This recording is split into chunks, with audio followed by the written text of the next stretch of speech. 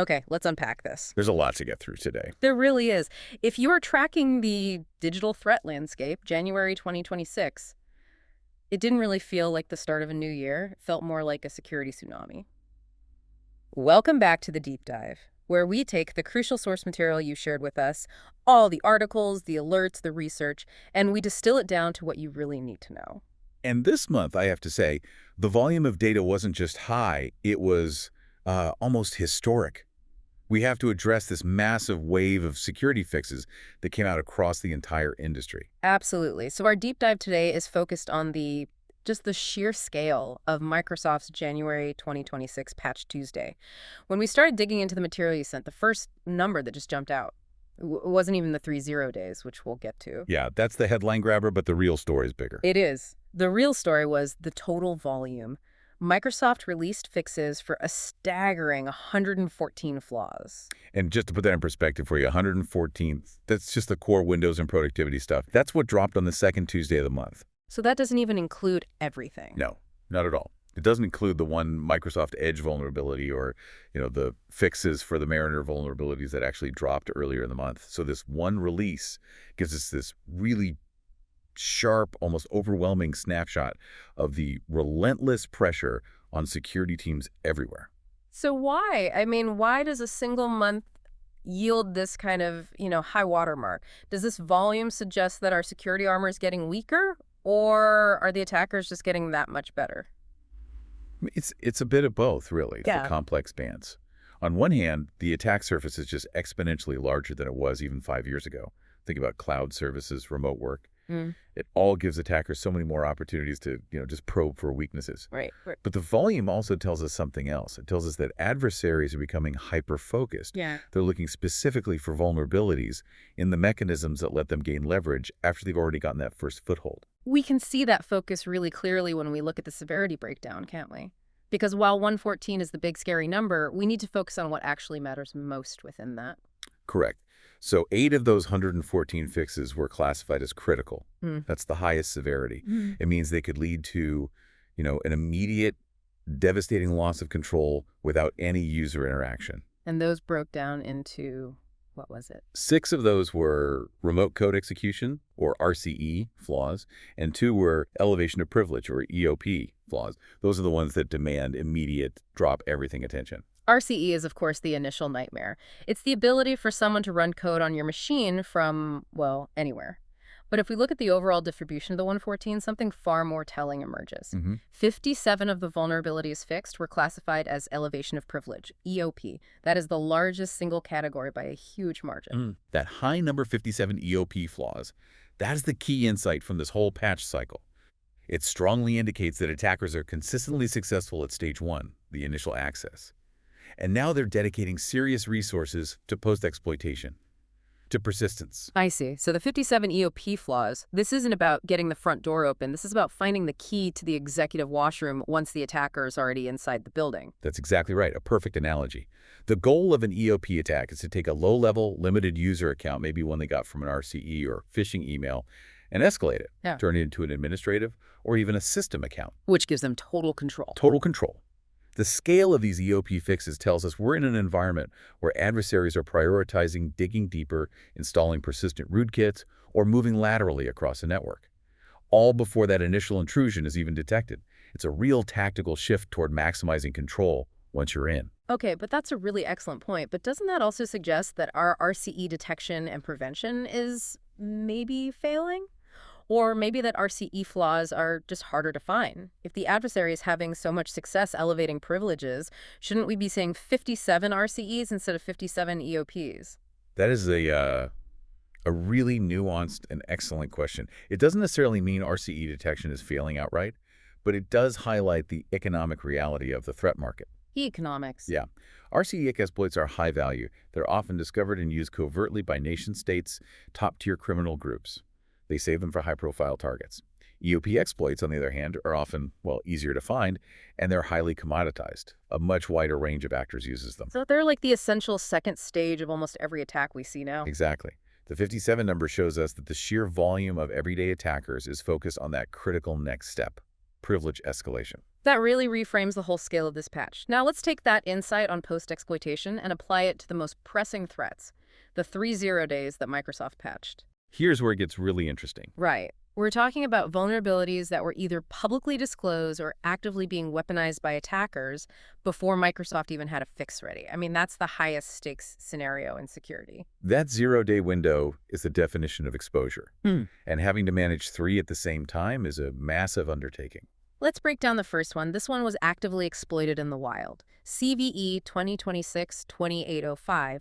It's an information disclosure vulnerability in the desktop window manager, or DWM. Yes, and the impact detail here is very specific.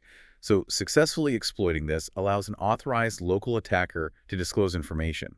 The source material we have notes that this lets an attacker read memory addresses associated with the remote ALPC port. Okay, let's pause there for a quick context check. For you listening, what exactly is an ALPC port, and why does reading its memory matter so much? So ALPC stands for Advanced Local Procedure Call. You can think of it as a really efficient internal communication highway that Windows processes use to talk to each other on the same machine. So app-to-app communication. App to app, or more often, a low-privilege app talking to a core system component. And if an attacker can read the memory addresses tied to this communication port, well, they're essentially reading the system's internal map. So while information disclosure might sound less severe than RCE, It's the key ingredient for chaining attacks. meaning they don't just get some random piece of data, they get the actual blueprints they need to defeat other defenses. Exactly right. They get the map required to successfully pull off an ASLR bypass. Yeah. ASLR, address space layout randomization, is a defense that, shuffles memory locations around to make it harder for an attacker to know where to send their malicious code. It's security through obscurity, in a way. In a way, yes. Yeah. And by reading the memory addresses with this DWM flaw, the attacker defeats that randomization. It ensures their next stage, which is often a critical RCE or an EOP, works every single time. And this specific 0-day was patched thanks to joint work from Microsoft's Threat Intelligence Center and MSRC. That makes information disclosure sound a whole lot more dangerous. Now, the second 0-day is completely different. It's less about an active hack and more about, I guess, fundamental infrastructure hygiene. That's a good way to put it. It's CVE 2026-21265, the Secure Boot Certificate Expiration Security Feature Bypass Vulnerability. This is a preventative fix, but an absolutely critical one. It's addressing deep, deep legacy debt. Secure Boot is basically the digital gatekeeper that ensures only trusted, signed code can load when your computer starts up. And the problem was, The problem was that Microsoft warned that their Windows Secure Boot certificates, which were originally issued way back in 2011, were about to expire. 2011, we're talking about certificates that are over a decade old. An artifact of aging infrastructure that suddenly becomes a huge security risk. The update specifically renews 3 certificates that were set to expire in mid to late 2026, including the KEKC A2011 and the UAFIFI A2011. If systems weren't updated with this patch, they would face an increased risk of attackers just bypassing Secure Boot entirely. Explain the severity of a secure boot bypass. Why is that such a fundamental risk? It's a nightmare scenario. It gives the attacker control before the operating system's main security features even load. They can load malicious, unsigned code bootkit that persists across reboots and is incredibly difficult for antivirus or endpoint detection to even find. So it's hiding below the level of the tools designed to find it. Exactly. This fix is non-negotiable. It's not fixing a software bug. It's renewing the entire digital trust foundation of millions of systems before it just decays into a massive vulnerability. A truly foundational update. Which brings us to the third 0-day. CVE 2023-31996.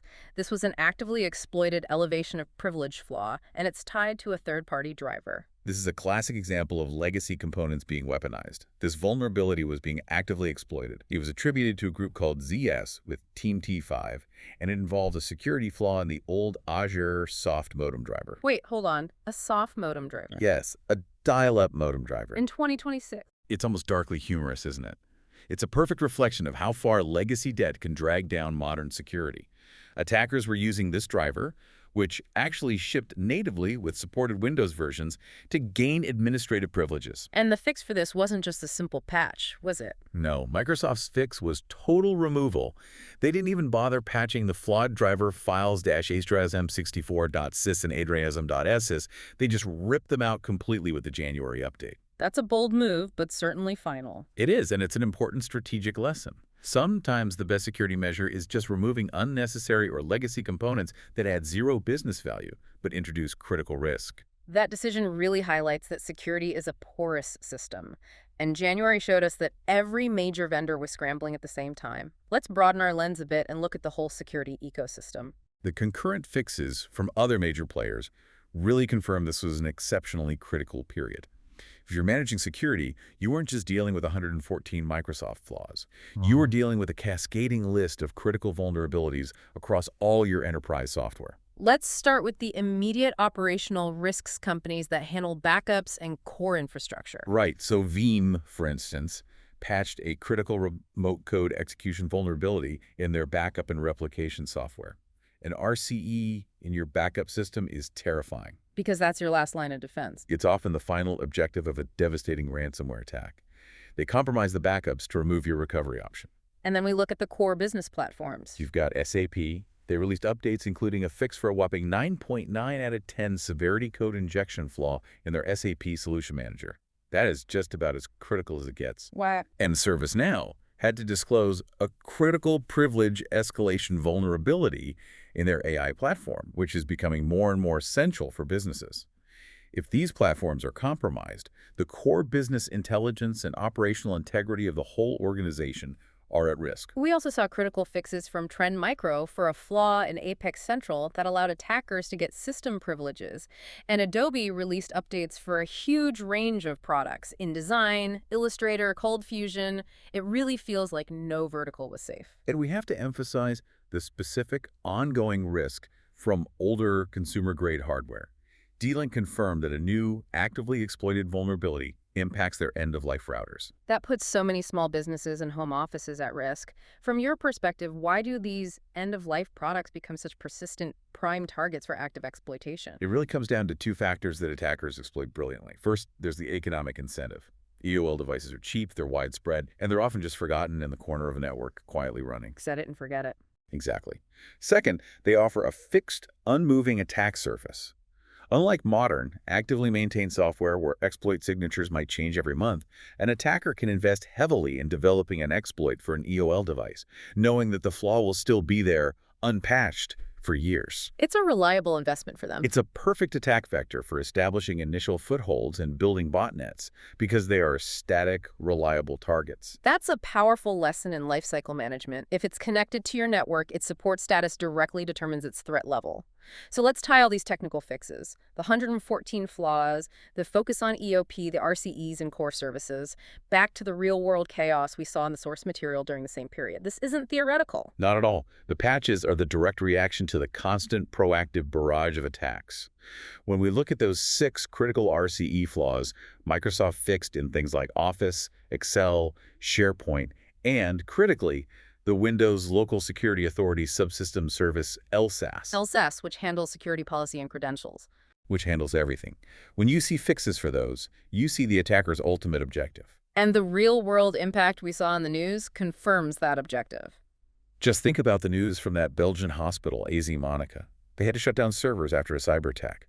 Or the Central Maine healthcare breach that exposed data of over 145,000 people. These aren't random events. No. No. When we talk about 57 EOP flaws, we are talking about the very mechanisms that allowed actors into a system like Central Maine Healthcare to successfully elevate their privileges and move across the network, staying there long enough to steal data from 145,000 people. And the RCEs hitting components like SharePoint and LSAS, those are precisely what enable the geopolitical or espionage attacks, like the Ukraine army being targeted by that new charity-themed malware. The ability to run code remotely in LSAS is a direct path to wholesale domain compromise. Yes. These specific vulnerability types, RCEs for the initial break, EOPs for deep persistence, they're what allow threat actors to steal intellectual property, like we saw in the reports of Target employees confirming that leaked source code was authentic.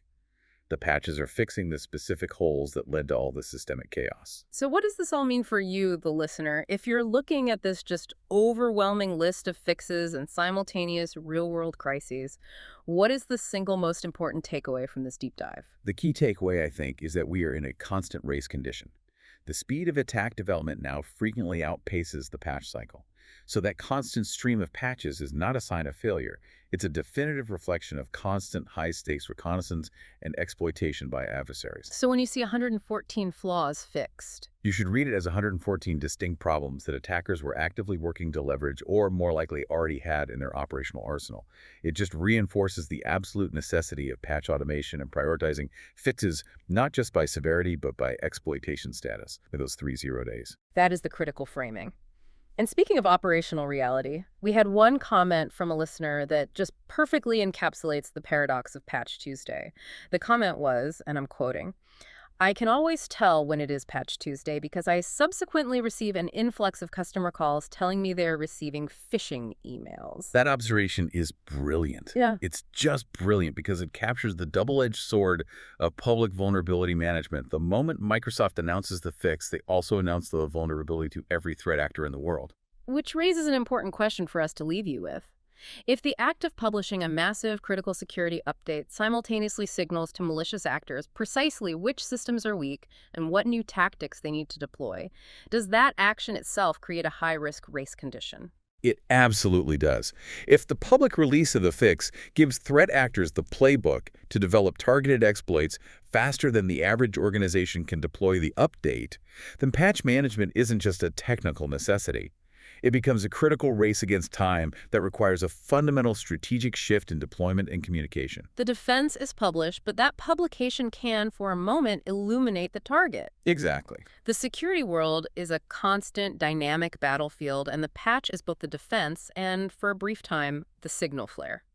We encourage you to reflect on that continuous battle between patch releases and evolving attack tactics as you look toward the next update cycle. Thank you for joining us for this deep dive. We'll see you next time.